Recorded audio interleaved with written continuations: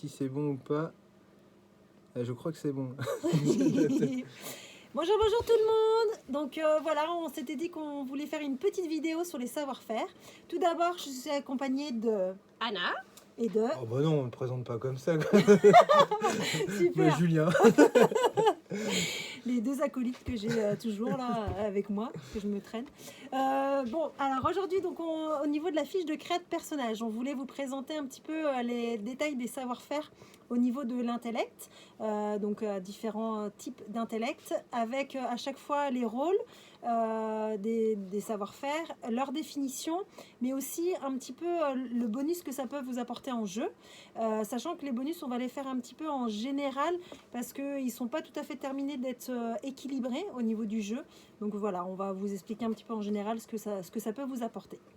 Voilà, donc on va commencer au niveau des bonus. J'ai oublié la fiche de création de personnage qui avait avec. On va le prendre dans l'ordre, mais ouais, tu vois, j'ai zappé. Ouais, on va prendre, Tu veux commencer les bonus? Parce que du coup, dans les intellects, sur le tableau de création pour la fiche de personnage, donc vous avez une liste d'intellects, donc des traits dans un intellect à choisir, et vous choisissez un savoir-faire. Je veux juste préciser ce que j'ai précisé dans la fiche de personnage et je te laisse parler, Anna. C'est que cette année, on va imposer des savoir-faire parce qu'on n'est pas sûr de l'équilibrage du jeu et on ne veut pas ouvrir la possibilité, la liberté aux joueurs de choisir n'importe quel savoir-faire pour se retrouver avec 30 soigneurs et 2 guerriers, ce qui n'est pas l'optique du jeu. Donc avant de partir sur quelque chose comme ça pour les prochains événements, on veut partir là-dessus. Donc voilà. On commence par le début de la liste, c'est bon? Ouais, on va commencer donc par les autoritaires. Les autoritaires, il va y avoir 3 savoir-faire avec le mayor, le notable et le chef. Donc on les explique séparément. Donc le mayor, ça va être le personnage qui va être en tant que chef de ville cité. On va avoir le notable qui va être une personne importante au niveau de la ville, qui va être connue de tous et qui va pouvoir jouer un rôle auprès de tout le village. Et puis après, on va avoir le chef. Alors le chef, ça va être plus principalement au niveau des guerriers, avec un chef de guerre de tous les guerriers. Au niveau du bonus, on va être sur un bonus pour ces 3 rôles, plutôt pécunier, avec des avantages sur la monnaie lunaire qui sera la monnaie du GN Lunaria. Donc ensuite on passe, tu veux dire le deuxième ou je le fais? Comme tu veux, on peut... Alors que je me trompe pas, donc on était sur autoritaire, après vous avez les ingénieux, donc c'est toutes les personnes qui créent des choses. Donc là on n'a que 2 rôles parce que normalement on en a 3, mais l'herboriste cette année on va pas le faire. On l'a switché avec l'apothicaire, donc ça sera un rôle d'apothicaire et herboriste en même temps. Donc voilà, c'est la personne qui prépare les potions et qui a des connaissances donc, dans tout ce qui est médicamenteux et plantes aussi. Et on a l'alchimiste, donc en rôle de PNJ et PJ. C'est vrai qu'avant, on n'a pas précisé, peut-être précisé quand même que on va ouvrir donc des places PNJ fixes. Ouais. Et PNJ volants, bien sûr, et pour les joueurs. Donc les PNJ volants, ce sont des rôles où il faut, voilà, au besoin, on endosse un rôle et les orgas demandent à être à un endroit précis sur le terrain. Les PNJ fixes, ils ont un rôle dans tout le jeu, et donc c'est un PNJ référent par rapport à un domaine. Donc là, par exemple, on va avoir un alchimiste PNJ donc fixe, mais aussi des PNJ, des alchimistes joueurs aussi. Donc ça sera noté dans la billetterie, qu'on n'a pas précisé l'ouverture de la billetterie, que normalement ça va être dans une petite quinzaine de jours à peu près. Ouais, c'est ça. Grand max, une petite quinzaine de jours. Donc voilà pour les ingénieux. Anna, je te laisse la parole pour la suite. Ce sont... Ouais, sinon, je peux le ou faire, Isa, tu si vois. tu veux parler des manuels. Isa, alors attends, je me trompe dans ma souris. Ouais. Des manuels, pardon. Des manuels. C'est le manuel. Donc, qui dit manuel dit voilà, hein, des personnes qui font des travaux manuels. Des travaux manuels, Ouais. des travaux manuels. Oh là là. Donc, on a tout d'abord le marchand qui vend des biens matériels. Alors, ça peut être un marchand, mais vraiment de n'importe quel bien. On laisse libre cours à votre imagination. C'est ça, exactement. Avec votre étal, vous pouvez vendre ce que vous voulez. Après, on a les guerriers. Guerriers qui ont plus des personnages qui sont plus dans le style combat, qui vont être plus sur des techniques, des choses comme ça. Les guerriers dans Lunaria, si vous avez lu un petit peu l'histoire, tout ça qu'on a fait, c'est des gens qui sont là pour la gagne, en fait, un petit peu, qui vivent pour les batailles, pour combattre les créatures, pour la chasse aux créatures. Ensuite, on avait un rôle de tu veux parler du brigand? Ouais, du brigand. Le brigand, c'est la partie PNJ volant. PNJ volant, donc on aura un rôle de brigand qui est plutôt un esprit voleur. En fait, lui, il cherche juste à être le plus riche de tout le monde. Ensuite, on a le croque funeste. Donc ça doit vous parler un petit peu au niveau expression. C'est comme un peu un croque-mort. Lui,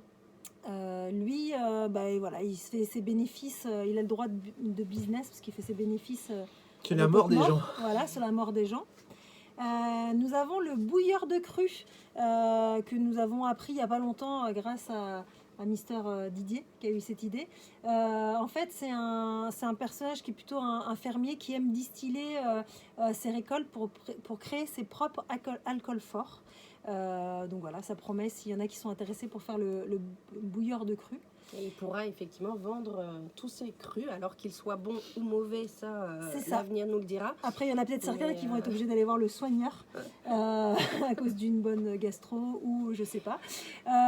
Le forgeron, donc une personne manuelle qui va travailler tout ce qui est métaux. Le classique, quoi. Ouais, c'est ça. Si on ne mettait pas de forgeron dans Lunaria, franchement, ça aurait été un peu bizarre. Nous avons aussi le paysan, lui qui va créer des choses en élevant ses bêtes ou en récoltant les ressources pour faire de la nourriture, des choses comme ça. Et puis en dernière, en manuel, on a la personne mendiante, donc une personne qui mène une vie errante. Donc tous ces savoir-faire-là qui sont dans les manuels, donc comme vous l'aurez compris, il y en a certains qui vont emmener juste un droit de business, comme le marchand, tout ça. Le guerrier va apporter un petit... Ouais, voilà, le croque funeste, tout ça. Les guerriers vont apporter un peu plus au niveau endurance et combat. Donc ça, on vous reviendra dessus avec les détails. Et puis, il y a certains qui vont, comme le brigand, va apporter un petit peu plus en fait, c'est ça, qu'on n'a pas expliqué. Excusez-moi, c'est les jeux de cartes. En fait, certains personnages vont avoir des jeux de cartes pour faire leur... du roleplay. Excuse-moi de te couper, mais on n'est pas clair sur les bonus. Là, ce que j'étais en train de regarder, c'est que tout à l'heure, moi, quand j'ai expliqué... j'ai pas été clair sur les bonus et tout ça. Chaque savoir-faire que vous aurez, donc vous aurez un savoir-faire normalement, deux c'est possible mais d'une façon restreinte, en fait apporte un bonus. Pour être clair, quand vous choisissez un savoir-faire, vous avez un droit à un bonus. Le basique, c'est avoir le droit de business pour le croque funeste.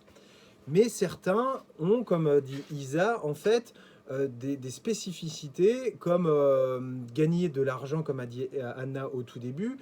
D'autres auront des bonus au niveau de leur combat et de leur endurance. On ne rentre pas dans les détails parce que là, c'est en finalité d'écriture et on ne veut pas vous dire de bêtises. Et on arrive à la mécanique de cartes. En fait, certains, comme disait Isa, certains savoir-faire auront besoin d'un deck de cartes qui va leur donner un côté un peu hasardeux à leur personnage qui montre l'expérience du personnage. Tu veux continuer à expliquer? Parce que c'est vrai que je t'ai pris ton explication méchamment. Ouais, je vois ça, à chaque fois il me pique. Mais... non, c'est exactement ça, tu as très bien expliqué. Et justement, ces cartes vont permettre de réussir ou pas des actions. On prend l'exemple, par exemple, j'ai l'exemple d'un soigneur. Et le soigneur, s'il fait des soins sur quelqu'un en médecine ou quoi que ce soit, il va réussir ou pas le soin qu'il a fait à la personne.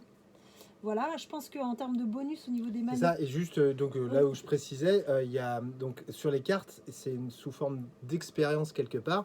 C'est-à-dire que normalement, vous commencez avec un deck basique et les rôles vont pouvoir s'échanger des possibles connaissances, ce qui fait que ça va améliorer ce deck, parce que ce deck est composé de cartes bonus, malus Ou neutre. ou neutres, les deux, plus ou moins, qui donnent plus ou moins un bonus ou un malus. Et en fait, ce deck peut s'améliorer en fonction de bonus que vous obtenez en jeu. Il peut se dégrader aussi, c'est plus rare.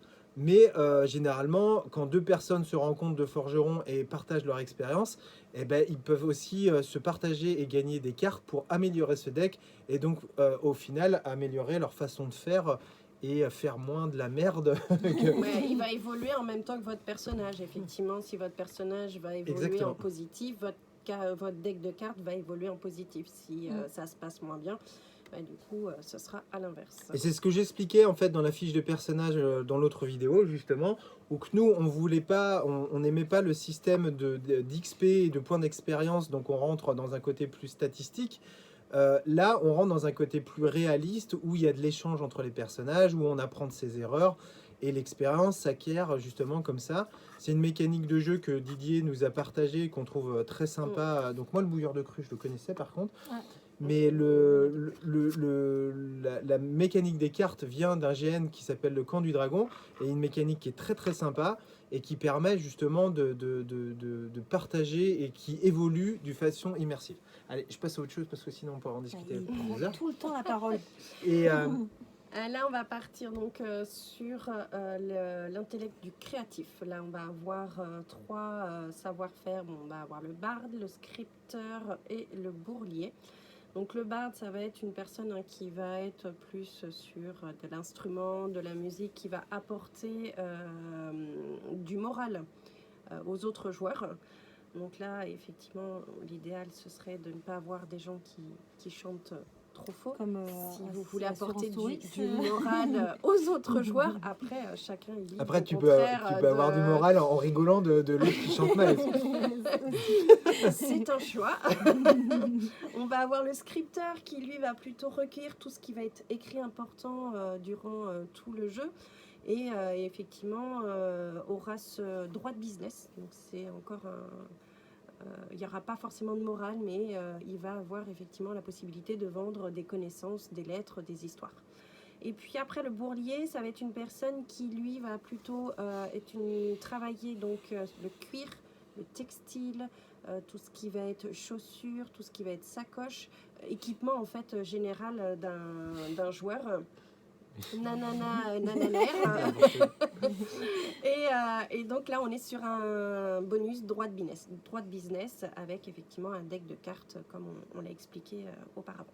Donc ça, ce sont des rôles qui, comme le forgeron, permettent d'améliorer son équipement en fait. C'est ça. C'est-à-dire que pour améliorer son sac, son épée ou ses chaussures.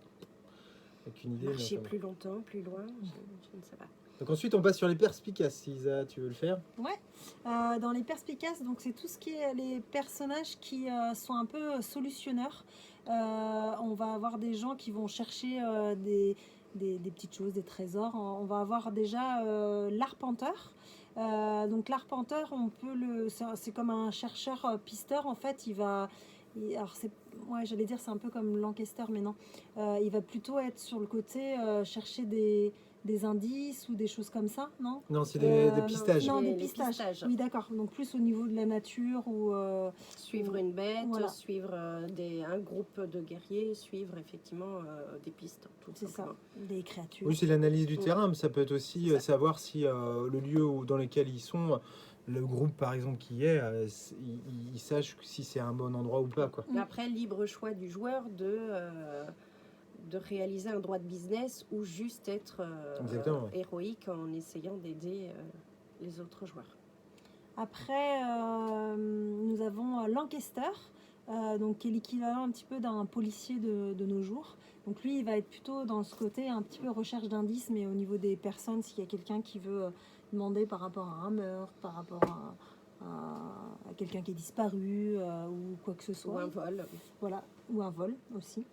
Lui, il va avoir possiblement droit d'accès à des indices, des choses comme ça.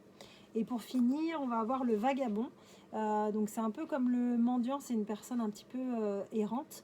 Mais il va être dans le de rendre service un petit peu aux gens, essayer de Ouais, je pense que Non, c'est plus non. la personne qui vivote et qui... Voilà, qui a choisi de, oui. vivre, de Ouais. partir dans la nature et de vivre sa vie comme elle vient, plutôt qu'un mendiant qui, lui, va plutôt chercher subir sa voilà, vie, subir sa vie et faire comme il peut pour pouvoir survivre. Que Ouais. le vagabond va profiter de ce qu'il trouve à l'instant T pour pouvoir... Et donc vivre. le vagabond, lui, ce sera plus un dégain de morale parce que lui, il est heureux. il est heureux Non, de sa il est condition. heureux, Ouais. il est heureux de vivre comme ça. Et on arrive sur le 5e intellect, si je dis pas de bêtises, hein, il y en a Ouais. 5. C'est ça. Ouais. Donc c'est toute la partie empathie, donc c'est les soigneurs, comme disait Isa tout à l'heure avec les cartes. On a la partie des religieux, donc là le religieux ça sera un PNJ fixe, on ne l'a pas souligné dans le tableau. Donc là la religion elle est en cours de finalité d'écriture, là, c'est Didier qui s'y colle. Et du coup, on ne veut pas vous dire de bêtises plus que ça, mais bon, il y a tout univers à ces religions, avec les bonus qui iront avec ça. Donc c'est de l'empathie, hein, c'est plus des bonus envers les joueurs qu'envers lui-même, quoique il peut tirer des bonus de ça Il aussi. peut y avoir effectivement un droit de business selon le religieux. C'est ça. Ensuite, on a donc le maître d'armes. Le classique, donc c'est tout le business au niveau de son art martial, donc il peut donner de l'endurance et de la morale à celui qui prodigue les cours, en quelque part. Et le ou la prostituée, donc là c'est l'ordre du plaisir charnel, et c'est pour gagner des points de morale dû à la luxure. Donc ça, la mécanique, elle n'est pas encore tout à fait rédigée pour celle-ci, donc on verra comment on mettra ça en place, si pour ceux qui se posent des questions. Et, ou des points d'endurance, morale, ouais. parce qu'il y aura une partie massage possible aussi, donc ça peut faire gagner des points d'endurance.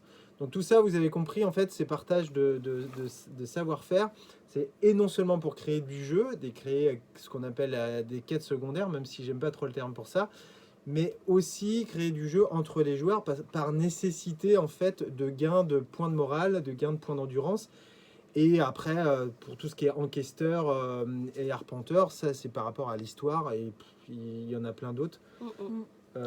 Voilà pour le résumé global du tableau et des savoir-faire qui vont avec, quoi. Ça aide un petit peu au roleplay aussi, Oui, c'est ça. ces savoir-faire-là, et puis les bonus qui vont avec. Après, dans la création, on peut partir sur ça.